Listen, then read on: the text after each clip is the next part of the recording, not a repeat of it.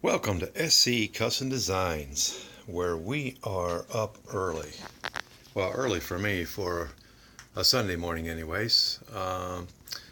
So we're going to continue. This is going to be part, I don't know what, uh, with lessons learned making bandsaw boxes. So we're making, as it turns out, we're going to make one bandsaw box for this lovely couple and for another lovely couple who just got married, and so that's what we're doing here in the Witch Up. So we're showing you the journey, and I apologize for not being too much awake, but we're going to do this thing. All right, so what do we have? Just a little bit of review, a little bit of recap. We're making bandsaw boxes. These are bandsaw boxes that can really take on any sort of shape and size. Look at that, interesting. Looks like a hobbit lives in there. So essentially these ones, these are like this.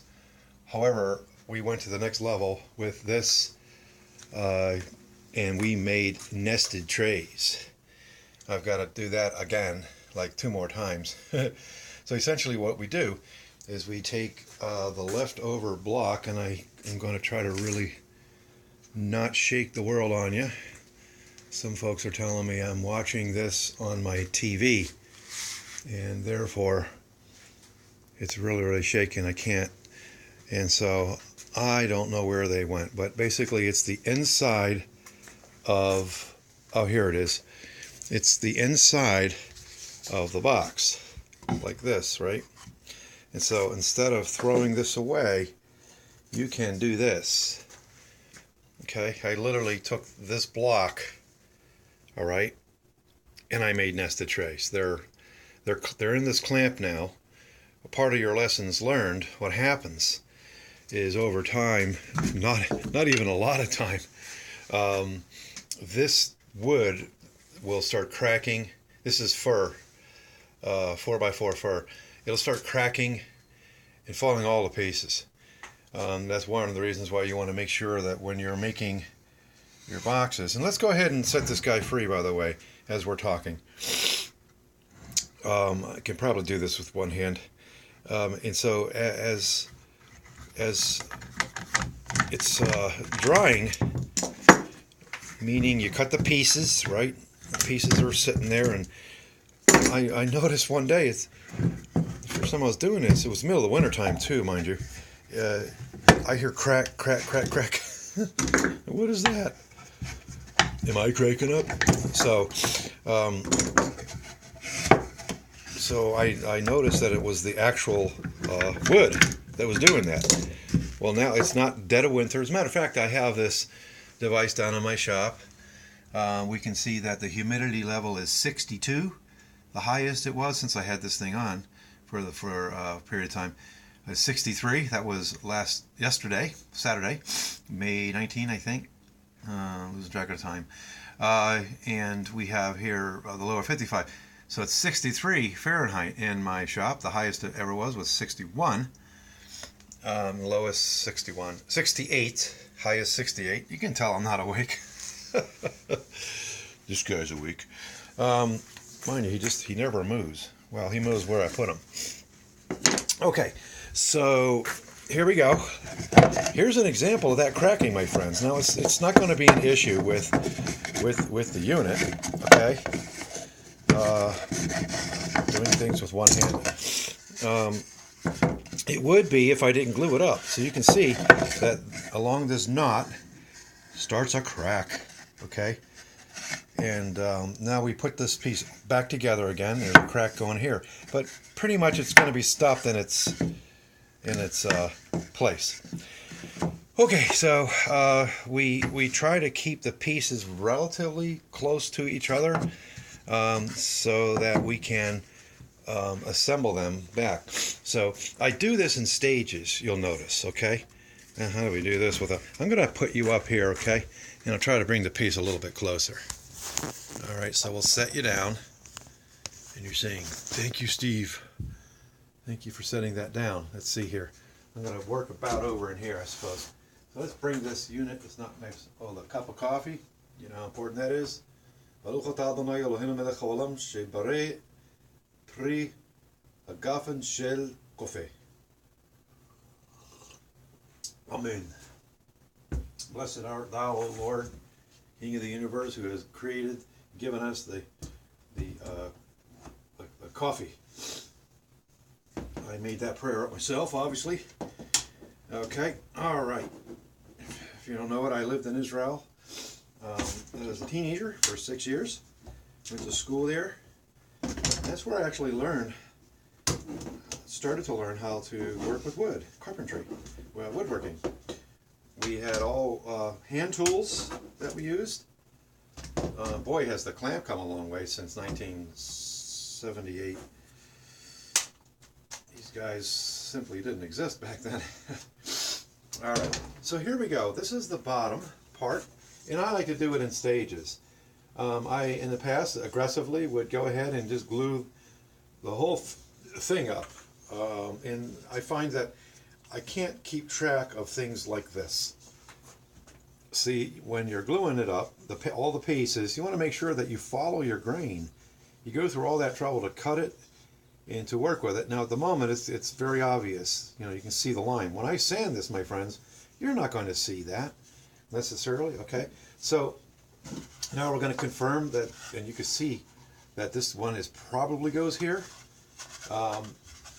And what you're going to find when you put it back, attempt to put it into itself, is that it's not going to go into itself. You're going to have to do some sanding because the wood is dried, and so I'm not going to force that, right? But that's definitely where it goes. With a little bit of patience and not a whole lot of sanding, this guy's going to go back into itself. The most important thing is to know that this guy goes here. All right, so there you go. There's that. I could see that the grain is complementing itself. And again, that's the beauty of bandsaw boxes. When you put them back together, they will just fit perfectly. All right, so this is the back.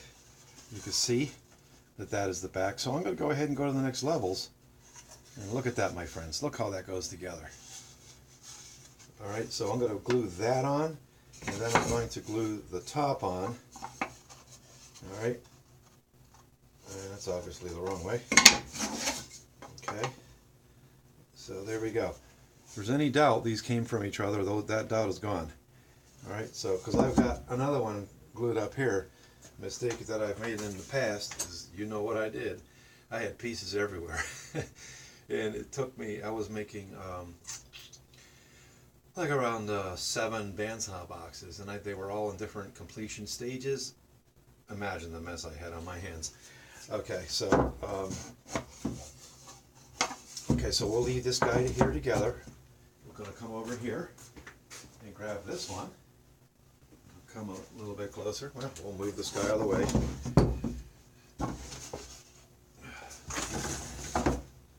Bring him over. Quite the journey that we have here, my friends. It's a lot of fun. Lots of fun. So why we get up early on a Sunday morning. My video can't be that long. I go and I worship the Lord. I am a Christian, and I'm actually also a worship leader. I sing and play the guitar and the keyboards and some other things. And I have the extreme great pleasure and honor of leading worship in my church. Been doing it for since 1970. Not in this church specifically, 78. That's when I moved to Israel, and I learned how to do this sort of thing in Jerusalem. Can you imagine? What a place to learn how to do such a thing, where King David lived and the Lord, so on and so forth. So, here we go. Boom, boom. Let's start taking this guy apart. And I would say just take your time doing this. Now remember some of my tips here. Lessons learned was when you're gluing up, you got to get that glue off, because you are going to have a hard time. I had such a hard time. Even that little bit of glue there can penetrate inside. But you want to get all the glue, even in this back part where you're going to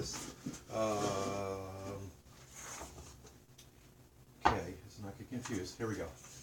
These are the other pieces where you're going to put the back onto it. You don't want that glue down in there, and you can see that's where it goes. Isn't that beautiful? This is why we get up early in the morning. All right, isn't that beautiful? You want that to go in seamlessly and with no issues, okay? And the nightmare would be when you take this guy apart, because this is what the customer, client, or gift recipient is going to see. Every time they open up the box, they're going to see, keep checking out the time, this. And I hope this does justice. We have enough light, so it's over. Look in there, my friends. And actually, I can come over to the camera and have a better idea. Let's take them off.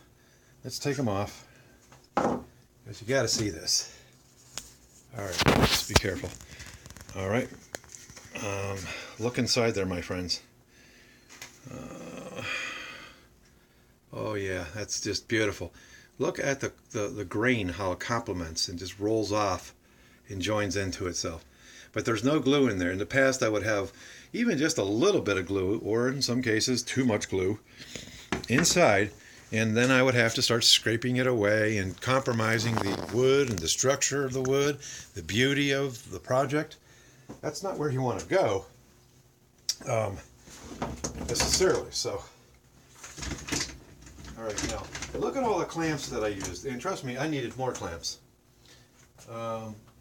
I have all kinds of different sizes of clamps, including these little guys, like this, these little guys.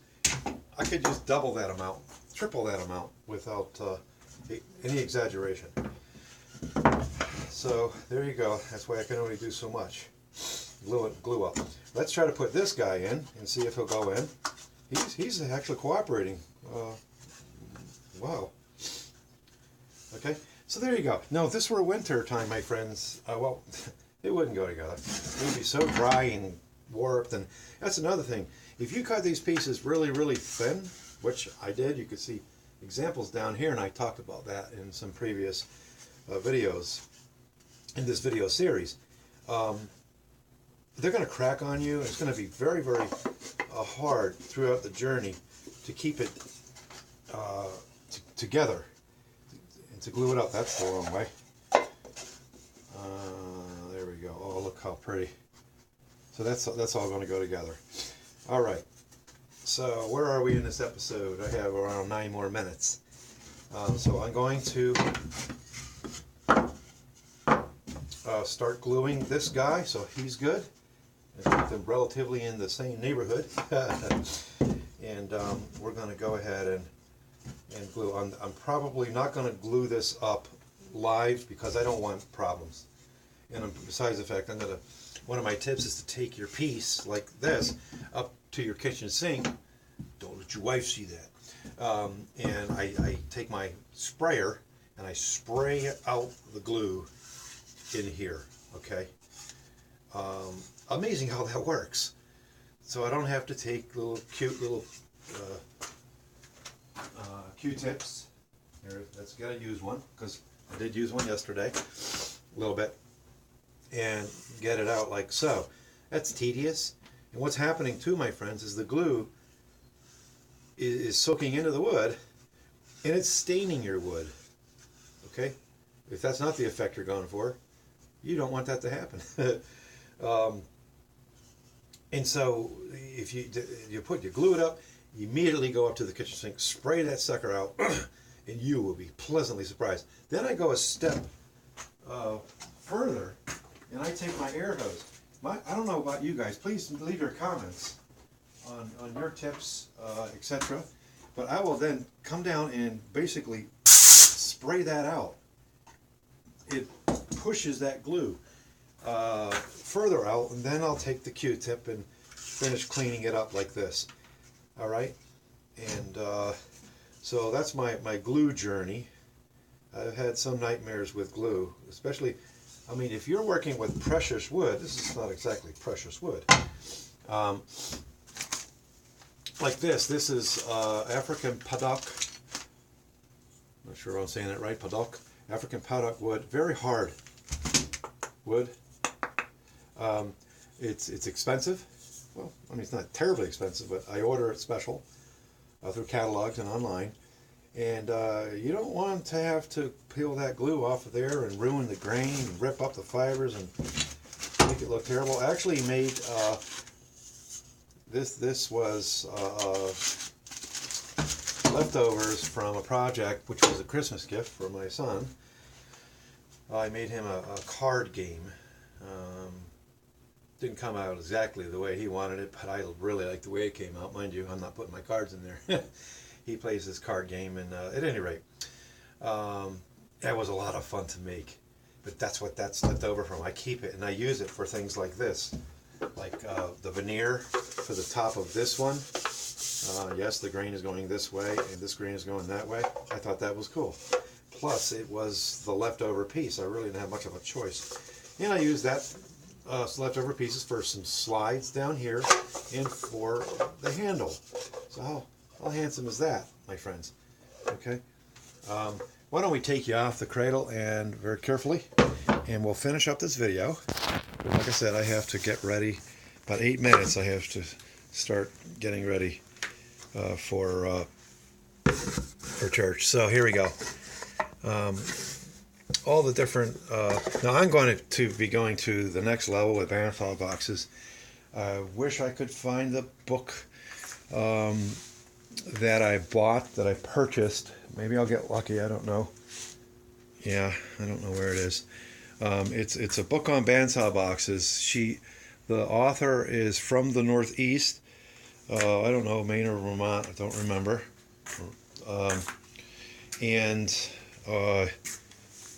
Essentially, she does a really, really good job on the journey of the bandsaw box. And unfortunately, I'm not finding it. So you may recall in my shop reorg that I did a 10-second rule. If you can't find it in 10 seconds, you got to think about your reorg. Well, I just failed my own test. So there you go. But she goes through every step of how to make a bandsaw box, and she gives the templates, provides the templates within the book, and she just does a really cool job. I've spoken about her in the past, have her permission to talk about her book, and I have, and we'll pick out some projects from there. But the beauty of this is you just go around your wood shop, you look for pieces of wood that's lying around, you join it up, you take a sip, and that all very important first cup of coffee. If you know me, you know I love my coffee. And you're going to take wood and you're going to join it up. Here's some examples for you. Here's some wood. I just found it lying around the shop, right? And I glued it up, and it sits there and it waits for it to become a creation. It's going to become somebody's treasure. So often these things don't even make it out of my house. My wife scarfs them up. You can see. Oh, I want to show you some examples. Here's an example of a bandsaw box that went wrong. It was the middle of the winter time. I was actually clamping it up, I think, and this literally fell apart on me. It just disintegrated. I should have made these sides thicker, and I don't remember exactly the problem. You can see I couldn't throw it away. That was another rule I broke, because I'm probably going to make something out of that. But I'm not going to save a lot of stuff like that. But you can see that I've got pieces joined up down here, my friends. Rule number 2, throw things away, use your bag. Another thing I do is I take things lying around the shop that I have purchased, otherwise have never used. And if we're going to be honest, we're going to say that we do that. We'll buy things and then we'll not use them, unlike the bandsaw. Oh my God, I use it all the time. How about this the Lee D4R Pro? Simply the best in the world. This is a dovetail jig, does sliding dovetails, a 1/4 inch half blind, through dovetails. These pins are configurable. We just did maintenance on this. When I first bought this these fingers, they just wouldn't slide along. So I took this to work actually, and I took Johnson's Paste Wax, and I waxed these. I also waxed these. I'm going to be waxing this. This is the, you spend a little bit more money, and if you're going to spend this kind of money to begin with, you're going to get this thing. This here has a rare magnets on the bottom. You put your router in there, and now you have support for your router as you're going in and out of the pins of the wood, and it slides right along, and of course it has a dust collector. You would be surprised. I am pleasantly surprised every time how much of the dust is sucked up into the system, the vac. I got a jet over here, but because routers, they're like miracle workers. They'll take dust and throw it upstairs. I mean, there's copious amounts of dust that it throws out there, and chips, and so on and so forth. So there you go. I divert. I'm kind of eating up my time. Just walking around the shop and talking. We do all kinds of episodes on tools and projects. Here's the manual that came with this. Simply the best type of manual in the world. Look at how it's made, and I tell you, they go into all the details that you need in order to use this jig. This here, the engineers say it was a stroke of luck that this actually does pins as well. And let me tell you, it does a good job. Pins are strong. Pins are also pretty. I dedicated the pieces that came with the jig. This is dedicated to loosen these screws. It comes with a DVD and some tools. It comes with 3 router bits to do your pins and your dovetails. So that's what I just dedicated the box to it. It's worthwhile to me to do that. We got things like this hanging around. Look at that, my friends. Thank God we don't have to use that, right? Just flip a switch. So, all right, let's look at the time. I bet you, yep, look at that. It's time to go. Thanks for coming into my wood shop. Again, you're looking at part, I've lost track, of lessons learned, making the bandsaw boxes. And we're going to go ahead and we're going to glue this guy up. All right, you get to see it in its pieces along the journey, and so on and so forth. So there you go. If you like what you see, subscribe to my channel, please, and hit the bell if you want to be reminded. I say that reminded, notified that I uploaded a video. So there you go. We really appreciate your comments. We get back to them. Just this morning, I got back to our friend in the UK who's following the journey. He's having a sunny day, and I'm having not a sunny day. I think we reversed our weather. It's cool, clammy, dark, rainy, and in the UK it's sunny, and I'm assuming warm with the sun. All right, take care, guys. Stay tuned. 1 video a week we do, and if not more, sometimes we do a lot of them in a row. Take care. Thanks for coming into my wood shop.